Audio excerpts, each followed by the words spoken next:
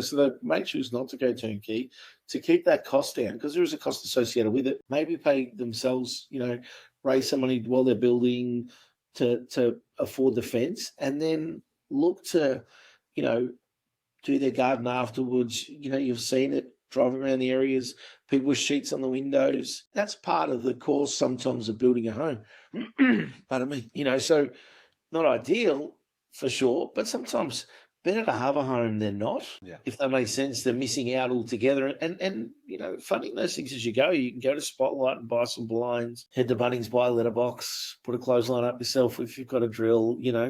There are ways and means of which you can do those things yourself, particularly if you're on a tight budget.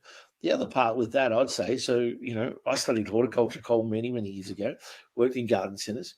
You can buy a plant this big, and in a few years, it's a tree. So they do grow. So, you go to Bunnings or go to your local garden centre and you buy a plant for $5, and that thing turns into a big tree. Well, that's a great investment. So, if you treat it well and nurture it, etc. So, again, people will back down that path. The other one would be people with larger lots. If you're on acreage, the builder ain't doing your landscaping for you, clearly. They're not going to do your post and rail fences for you. It's just not what